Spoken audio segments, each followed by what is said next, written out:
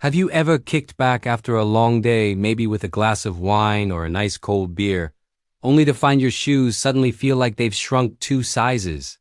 Your feet start to feel a bit puffy, and you're left wondering, why on earth do my feet swell up when I drink? It's a weird one, right? And maybe your legs even start to ache a little. It's not the most glamorous topic, but let's be real, when your feet are uncomfortable, it's hard to ignore. So let's get comfy and dive into why this happens. First off, it's important to understand that alcohol does more than just give you a buzz. It has some pretty profound effects on your body. Alcohol is a potent diuretic, which is just a fancy way of saying it makes you pee a lot. This process can quickly lead to dehydration. Think of your kidneys as the bouncers at a nightclub. When alcohol shows up, these bouncers get a bit distracted and start letting way more water out of the club than they are supposed to. But that's not all. Alcohol also messes with a really important hormone called vasopressin. Vasopressin's main job is to tell your kidneys to hold on to water instead of flushing it all out. When you drink, your body produces less vasopressin. With less of this hormone on duty, even more water escapes into your urine. This is why you might find yourself breaking the seal and making frequent trips to the bathroom during a night out. Okay, so we get it. Alcohol makes you dehydrated. But what does that have to do with your feet turning into balloons? This is where things get interesting. When your body senses it's losing too much fluid, it kind of panics. It sends out an SOS, thinking, we need to hold on to whatever water we have left to keep everything running. To compensate, your body starts pulling water from your cells and tissues into your bloodstream. This helps maintain blood pressure and keeps your vital organs happy. This process is called a fluid shift, and it's the main culprit behind edema, which is the medical term for swelling caused by excess fluid trapped in your body's tissues. Now here's the problem, gravity. As this fluid shifts around, gravity pulls it downward. It pulls in the lowest parts of your body, which are usually your feet and ankles. This is called peripheral edema. So in short, alcohol confuses your body's fluid regulation system, and all that extra water ends up in your feet. While this kind of temporary swelling is usually just a short-term annoyance, it's really important to know that swollen feet can sometimes be a red flag for more serious health issues, especially related to your heart. When your heart isn't pumping blood as effectively as it should, you can develop a condition called congestive heart failure. As the heart struggles, blood flow slows down, and the blood returning to the heart can back up in your veins.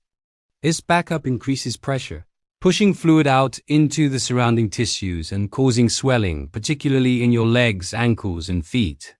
If you notice your feet are swollen and you're also experiencing symptoms like shortness of breath, unusual fatigue, rapid weight gain, or a persistent cough, it's super important to talk to a healthcare professional right away.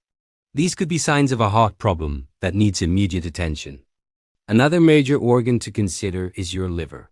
Persistent foot swelling after drinking can also be an indicator of liver damage. Your liver is an absolute powerhouse.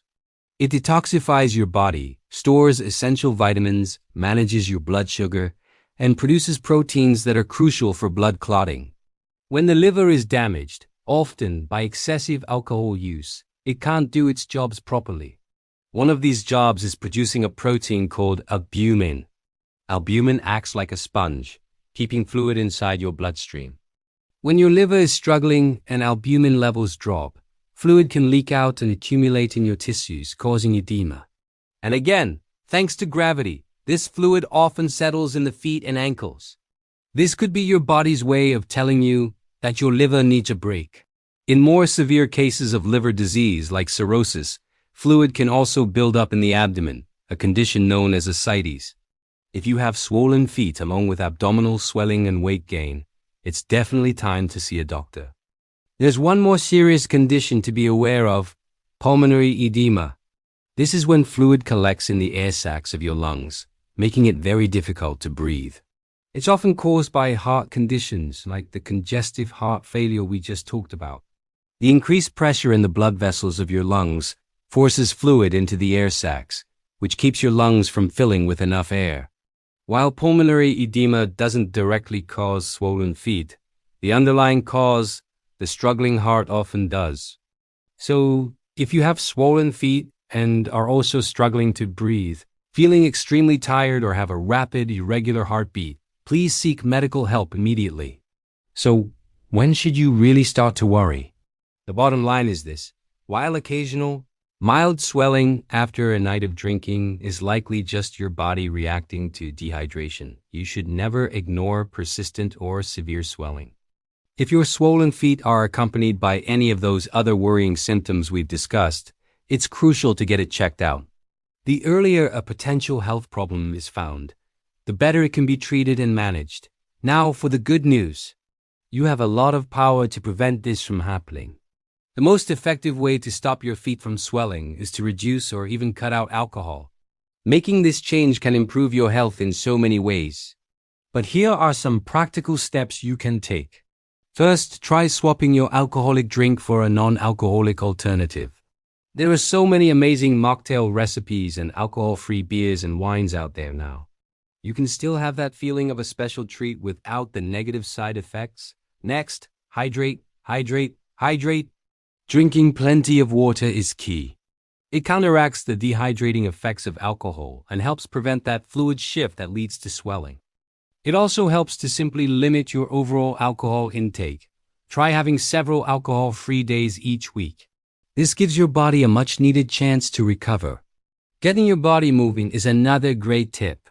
Regular exercise improves your circulation, which helps prevent fluid from pooling in your feet and ankles. And when you're relaxing at home, try elevating your feet. Propping them up on a pillow or a stool is a simple but effective way to use gravity to your advantage and help the fluid drain away. If you're already dealing with some puffiness, you might be wondering how long it lasts. Typically, alcohol-related water retention will go away on its own in about 24 to 48 hours. But if you want to speed up the process, you can try a few things. Eat potassium-rich foods like bananas, spinach, and sweet potatoes. Potassium helps balance sodium levels in your body, which can reduce bloating. On that note, try to limit your salt intake the day after drinking, as salty foods make water retention worse. Certain herbal teas, like dandelion or green tea, can act as natural diuretics, helping your body release that extra water. And finally, make sure you get enough rest. A good night's sleep helps your body recover and reduces stress, which can also contribute to bloating. At the end of the day, those puffy feet might be annoying, but they're also a message from your body. They're a sign to maybe slow down and take a look at your habits. By listening to these signals and making some simple changes, you can keep both your feet and the rest of your body happy and healthy. Thanks so much for watching. If you found this helpful, don't forget to like, subscribe, and hit that notification bell for more videos. See you next time. This video is for educational and informational purposes only and is not intended as medical advice. It should not be used to diagnose, treat, cure, or prevent any health condition.